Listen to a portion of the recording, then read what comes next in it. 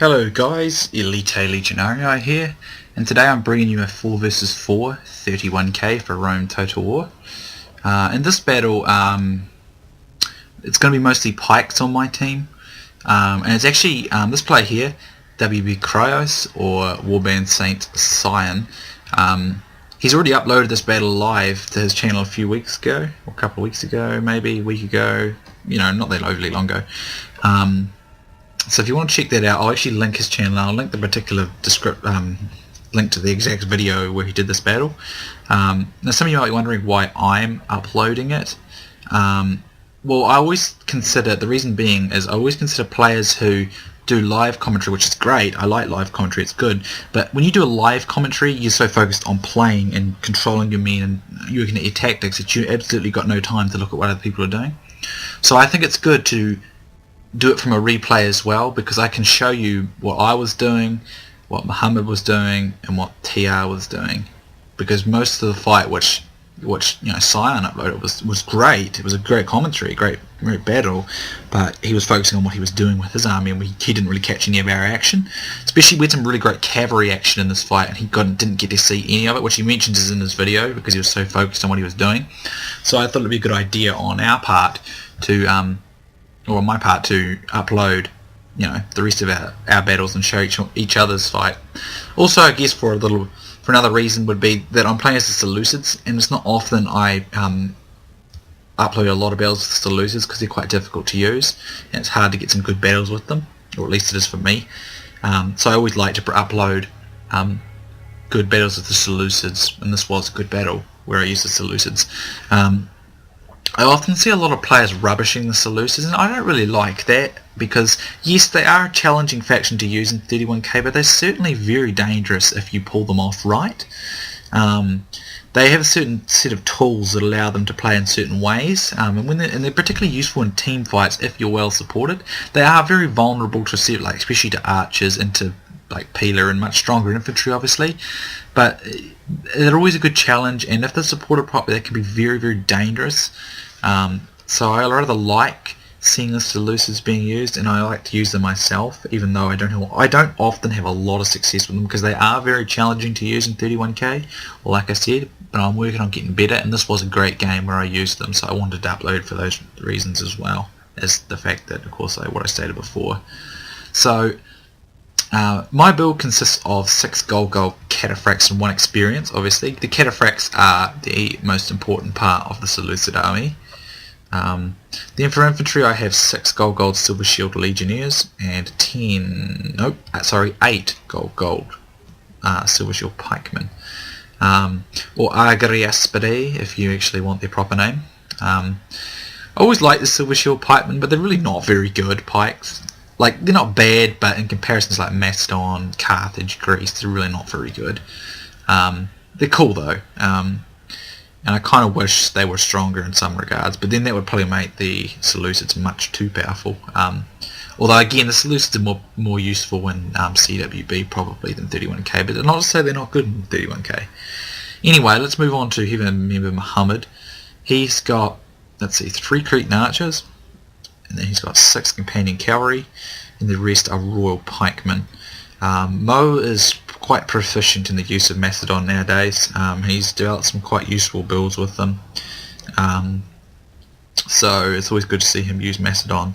So we've got the Greek cities, Seleucids and Macedon, so 3 pike factions in one team is not very common, but it's a lot of fun when you do it.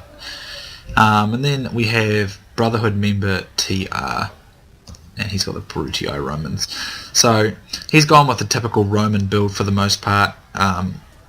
Actually, no, he's not really gone with the typical. He's got some archer, some light auxiliary. Some auxiliary spearmen, which is not common. Some archer auxiliary. Needless to say, it's always quite good to have at least one Roman player on the team, just because the Rome is always very solid, very capable, very useful in multiple roles. So now you may notice here that I have not set my cataphracts into wedge formation. Now there is a reason for this. Well, yes, the cataphracts had the fantastic 9 charge, just like the companion cavalry, and a lot of impact behind their hits. Cataphracts are very difficult to control in battle. They're very difficult to draw out of fights. Very difficult to kind of pull them out, pull them through, and all sorts of things. They often get snagged and get stuck. because they're slower moving and heftier than Praetorian Cav or Companion Cavalry. Plus, this might not be known to a lot of people, but they don't actually have very good morale, at least in comparison to Praetorian Cavalry. So they are inclined to rout quite quickly, especially when they're tired, and when they do tire fast. So what you want is hard-hitting, destructive melee fighting with the mace, which is what they're good at. The charge is great, but because the wedge, they always get stuck, it just makes it much less effective. You can still get a pretty good charge even outside a wedge though. So they're quite good in that regard. So that's why I have this kind of formation here where I'm still they're in like a sort of like a giant wedge without being in wedge, if you know what I mean. Kind of steadily moving back on each flank and then one in the back here supporting. I like to use them in this way. I found this to be much more effective. I've done several battles with it now, and this is a much more effective use of the cataphract cavalry than the wedge formation. It's not that the wedge formation doesn't do a lot of damage, because it does, but it's just very difficult to get them to get out of a fight. And they get stuck, and when cataphracts get stuck, they rout. And if you lose your cataphracts too soon with the Seleucids, you really are stuffed. You do not want to waste your cavalry with the Seleucids, because there's nothing else in the Seleucid lineup that's very good. So, I didn't actually outline Krios' army or Sion's army. Looks like he's got 4 Cretan archers and the rest are Spartans. That's 16 Spartans, so he's probably gold attack with some bronze defense, most likely with most of these. I would guess. It's always, in my opinion, better to put attack upgrades on Spartans because they're very aggressive, very hard hitting. Then we have, let's see over here anyway, let's outline the enemy. We have INDI, WS INDI. He's got 14 urbans, 6 Praetorians.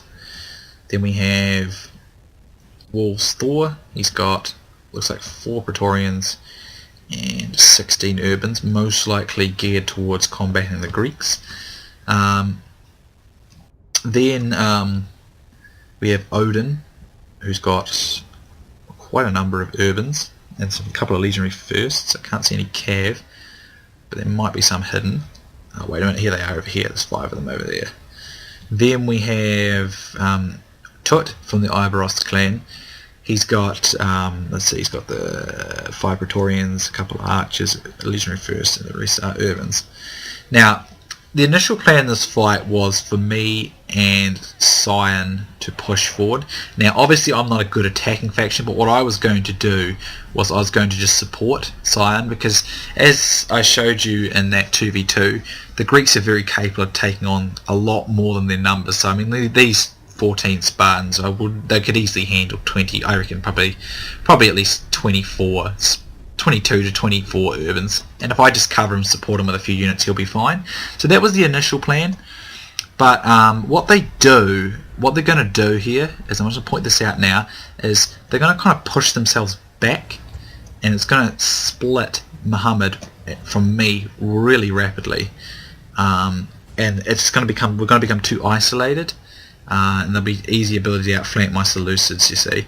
So initially, I didn't initially spot this right away in the video, because you watch the video with Sion. I initially got a bit frustrated at one stage because I didn't know what we were doing. Like there's a massive glitch going on over there, so we had to stop everything. But in the video, I didn't initially know what we were kind of going to be trying to achieve. So I was like, what the hell's going on? This is bullshit, I don't know what the hell's going on. I didn't realise what was going on because we ended up changing the tactics, but it was not really discussed a lot. So I kind of had to wing it, and I don't. Those of you who play with me probably know that I don't like when strategies are just randomly changed with no one really indicating what's going on. It was wise that we did change the strategy, but there wasn't really a lot of indication of what the new strategy was, if you know what I mean. And I always find that that's a bit of a nuisance, because I'm like, oh, where do I need to be quickly, and I try and sort myself out. And usually I can sort myself out fine, because you have to be adaptable, obviously. But it's sometimes knowing what your allies are going to do, because I want to be able to help my allies, you know. And that's really important to me in a battle. So I want my allies to help me too. And if I don't kind of know what my allies are doing and what the whole plan is together, sometimes I get a bit flustered. So initially in this fight I was like, well, what the hell's going on? But it was wise that we changed the strategy, because as you can see, what they've done is they're going to push us apart here as much as they can. So it was a good move and a good spotting by Scion that we did this.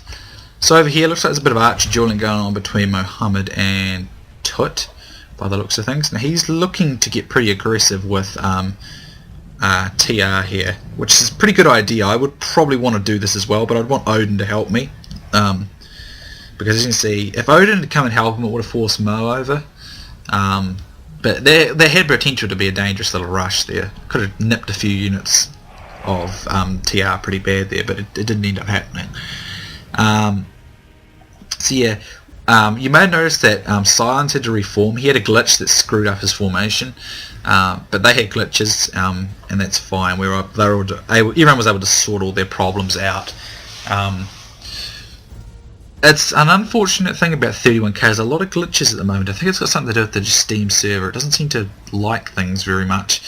And that's not great for us, because it just means that we get a lot of glitches. And sometimes, like, when you get glitches, everyone stops. It's the common courtesy to give the other people a chance.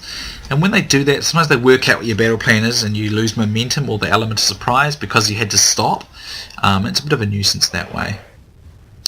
So I think what the problem is here is what's going to happen is we're getting this big split between their forces, and they're going to be able to split us apart here. So if me and Scion go forward, there'll be gaps appearing, and my Seleucids will be very, very vulnerable in the infantry department to being outclassed.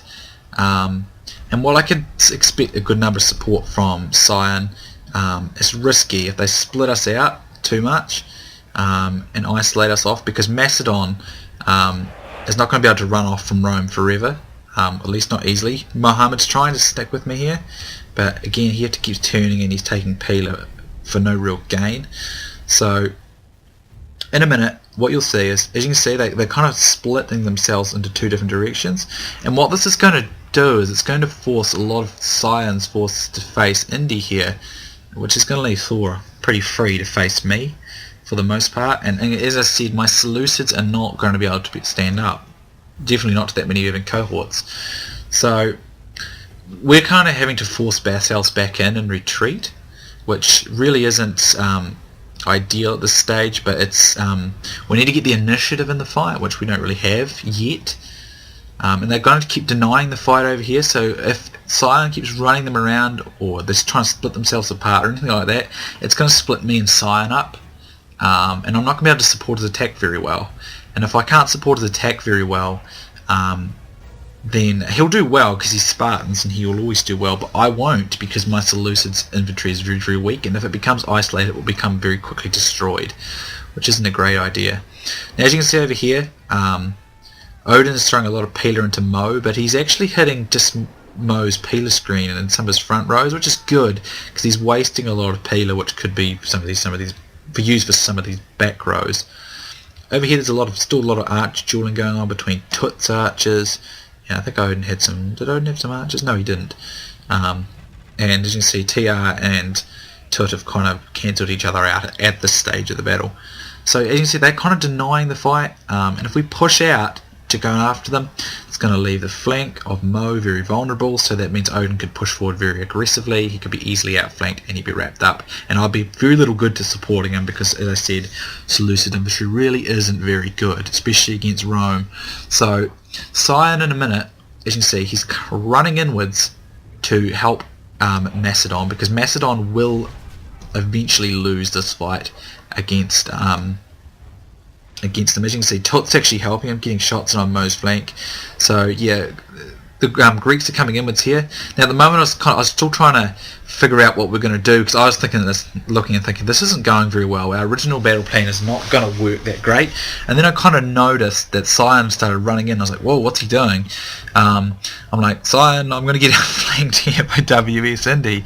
And I'm like, well, I need to start pulling back here, because seriously, I cannot stand up to those urbans like that. I'm going to get absolutely and totally smashed. So we kind of run in a bit here like this. And he's going to reinforce Macedon, so Macedon will be alright now. With the Greeks reinforcing him, these urbans are not going to be able to get through him. And I'm just going to hold back here. I'm going to kind of come in the inside here, so we're going to end up kind of doing this massive box, but it's not a very good sort of box or massive circle. It's not a very good one though, and it's very messy. And we didn't really kind of say that that's what we're going to do. You know, we didn't kind of explain it. And initially, like as I said, it's good if you can just work things out without having to talk it over. I'm just going to pause it again while I'm explaining some of this, which is fine. But I usually prefer at least a level of teamwork going on between everyone, at least kind of in sort of what we're doing. And there wasn't a lot of that happening at this stage, so I was like, whoa, what's going on, so I had to kind of look around the battlefield, make sure I was where I was needed, and I could see what was going to happen, that Indy was going to push around, so I need to kind of field in the side here, and just let Sion work his way through the Romans. As you can see over here, Tut has pushed his Testudos up into battle with TR, and they're outflanking over here, so this is forcing Sion to push his way in to help. Now what's happening here is Sion's getting kind of spread out, not actually very good for him, because the Spartans are easy to kill if they get too spread out. And at this stage Odin's going to go to Testudo because it will hold the Spartans up for a while. Now here's where it gets dangerous, you see, because there's still a good number of Urbans and it's all of Indy's infantry here getting around the flank, and my Seleucid infantry is the weak link here. I cannot hold out against these guys. As you can see, I start taking a lot of peeler here because I mismicroed. Thor must have made a mistake with his formation because he's in an awful formation for what he's trying to do here. He maybe had a group glitch much in the same way that Sion did, and he never was able to reform it, because that's really just too deep. To be honest, he's just going to get his men killed doing it that way. But these Spartans will hold him out. They'll be okay, and with these Spartans helping Mo will be okay. But the risk here is if Indy gets really aggressive with my Seleucid infantry, because my Seleucid infantry will not be able to resist this, and there's still several of Thor's units free. So if I had been them, I would have got Indy and Thor's infantry units and just gone all out against the Seleucid infantry, because if they'd done that, they would have destroyed us, or at least would destroy me very rapidly. So over here we see the cav coming this way. Now I decided to push my cav onto the flank because I want to come from the side, because these guys are going to get the wedge charge up the side, and I want to get these guys and go whoosh into the flank.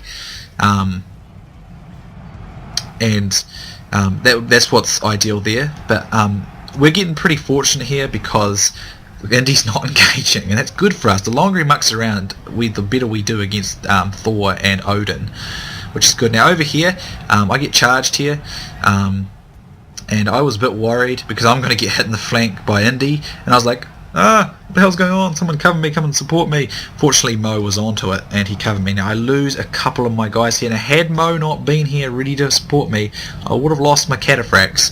But because I'm well upgraded and got my mace out, I'm doing good in the melee. Now if Tut persists in a melee cav fight like this, he's going to lose against my cataphracts. If I'm allowed to do my thing in melee, this is where my cataphracts are good. This is why I like using cataphracts, because you can just use them in a big melee fight like this. But Mo had my back there. If Mo didn't have my back, I'd be screwed. My cav would be screwed. Fortunately my cataphracts regroup, just slightly over half strength, so which is good. But Mo's done a really nice bit of cover there, but I would have been in a lot of trouble there. As you can see, TR's pushed through and he's done a nice job. He's routed quite a number of these guys over here. Out here we can see that the Spartans have pushed back Odin very effectively. I have now engaged a number of my Seleucid silver shields to help over here, and I'm using my Testudos to hold him out, and this is where Indy has made a big mistake. He's only now bringing his infantry in, and the problem there is, if he'd brought him in earlier, he would have been able to rip up my Silver Shield Pikemen very easily, because Silver Shield Pikemen are no match for Urban Cohort by any stretch. And by waiting, he allows the Spartans time to destroy Odin and much of Thor, and that is not good for them, because it gives us time to coordinate. And now that we've won the cavalry fight over here, which we are starting to get the engagement on, I then encircled these guys that were fighting Mo, because Praetorian Cav will beat companions in a melee fight, but with my cataphracts supporting them, they will lose. Thor's cav are over here, but at this stage me and Mo win this fight, so we can now come into the flank of Thor's cavalry and destroy them.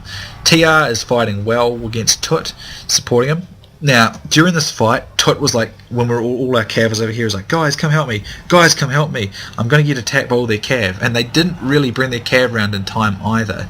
Because Tut recognised the danger, and eventually what happened is we all put our cav here and destroyed their cav and got the cav edge. So as you can see here, now that Indy's pushing his guys forward here, my guys are outflanked, because as you can see, most of the Spartans over here have been destroyed. So I have to try and stop these urbans from pushing their way through, but now on my flank is open. So I have to I've used my TuTmosisIII-Jullis over here. As you can see, some of these guys are in TuTmosisIII-Julli. They managed to hold, these two units managed to hold about 4 or 5 urbans up. And I'm going to bring these guys into my flank here. And we're going to try and quickly use our cavalry over here to get ourselves out of the crap on the other flank, which we are in. And we managed to destroy Tut's infantry here. And we're going to roll on here. And I'm going to try and get over here and get Sion's Spartans free so he can come and help me, because my Silver Shield Pikemen, I'm actually stunned by these Silver Shield Pikemen right now. They are outflanked, and there is a few Spartans helping them, which is probably why they're not routing so quickly. But the fact is, they're holding out against all these urbans on both sides, and it's amazing because Silver Shield Pikemen really are not good against Roman infantry, and they're not actually just holding out, they're winning in places, believe it or not, which is astounding. What really is astounding, because they're really not very good. And I was like, guys, I really desperately going to need help here, because I can't hold against those urbans for long. So I'm trying to free up these Spartans and get Mo's guys free. Mo's guys are free, and I'd be good if Mo came and reinforced over here, or stopped these guys outflanking him. But at this stage, TR's got his Romans free, which is really good. I'm fighting these urbans in a grind down fight with my cataphracts, and that's working nicely. Then Mo comes in for a nice charge and finishes things off. And as you can see, I'm really badly outflanked here, and I will not last long. I was stunned looking at this. I was like, wow, I can't believe these Silver Shield Pikemen are lasting this long. I've never seen them perform that well against Rome before. Usually they'd rout much sooner. Now it would be good if TR would actually send a few of his infantry and bring them into the back over here to reinforce me, but he's focusing in over here. So I decided, right, I need to get my cataphracts over here and try and help myself, because I'm going to collapse in a moment. My guys are going to collapse in a moment, and that's not going to work. So I get a nice bit of a charge here, but my cataphracts are getting tired now, and when cataphracts get tired, they're not as effective. But I bring my cataphracts, let them do a bit of melee grinding for a little bit, but don't bring them a whole lot in. And I said to Mo at this stage, Mo, I need your pikes. I need someone's pikes. Mo, Sion, give me your pikes. I need your help, because you can see my silver shield's starting to go. But at this stage, we've got the support.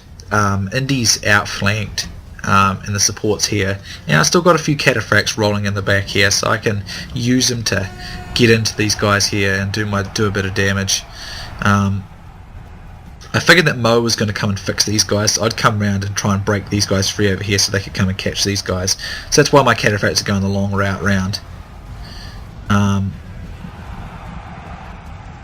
Okay, then I see these guys, notice these guys are fixed, so I'm going to come in with my cataphracts and charge in, get my cataphracts in here. And most of these guys are already routing before I get here. When I finally get my cataphracts in, we get the rest of Thor's infantry routing. And I have to say, I was really stunned by my Silver Shield Pikemen during this fight. It really was surprised they survived that long. A very, very rare thing. Now Mo's going to push on through into the back of these guys with Indy. And we're going to push forward here and get into the back of these urbans. These Senate urbans. Got my cataphracts in, got all the rest of infantry coming in. That should effectively rout the remainder of their guys. There's one or two little tidbits from Tut that is regrouped, but they're pretty much destroyed. So it really was a very excellent battle, and it was very sound on Sion's part to recognise that the plan needed to be changed. I was noticing it myself. I was like, oh, this isn't going to look, our original plan's not going to work well, but I hadn't thought of anything I could think of to change it over. Sion's a swifter thinker than me, clearly. And in the initial fight I got quite flustered. I was like, what's going on, you know, because I didn't know what my teammates were doing. So we kind of had to wing it and play it by ear. And eventually you managed to work out, you know, just support my allies where they're going, because as you can see, Sion's got a nice 1788 kills. and Mo's got a nice 1264, and Walker's 1416. I was actually really pleased with my kill count, 1400. With the Seleucids, I felt that was pretty good, really, because the Seleucids are pretty tricky sometimes, especially in the infantry department. And honestly, I was really stunned my Silver Shield pikemen survived against those urbans from Wolves, Thor, and Indy for so long, because they were so thoroughly outclassed and outflanked, which was very concerning at the time. If we look here, Tut doesn't have a whole lot of kills, but he got pretty badly tag teamed, so to get 1,000 kills under the conditions he fought was pretty impressive. Odin's got a nice 1400, Thor's got 1264, which is pretty good considering the Greeks were his opponent and he didn't really have any way to outflank him, or he didn't actually outflank them, so that's not too bad. And then Indy with 1467. Now I really feel their team made quite a lot of mistakes in this fight, because Indy didn't engage his infantry until much too late in the fight, and that really gave us time to do a lot of damage to Tut and take the edge against him on the other flank, and then use our cav to roll up. Because had Indy put the pressure on with the Senate against my Seleucid infantry, there's no doubt he would have defeated them. There's no doubt in my mind. And if he'd done that, he could have wrapped around and wrapped up the flank of those Spartans that were fixed on Thor, and then him and Thor would have destroyed them. They could have rolled up and trapped Macedon that remained in Greek forces that were fighting Odin, or sent their, and they didn't send their cavalry fast enough to go and help Tut on the other flank, and we got the cav edge there as well. So they made a few mistakes. They did well at the start, where they kind of pulled apart our initial plan, and it was really wise on Sion's part to notice it so quickly to change it. Yeah, it was just a really good piece of teamwork from us. It was very improvised, and I must admit I enjoyed it. At the time though, I was like, oh, what the hell's going on? And I got a bit frustrated at one stage because I wasn't entirely sure what the heck we were doing. But eventually, once we brought it together and we got ourselves coordinated, it turned out to be really good, and we just really enjoyed it.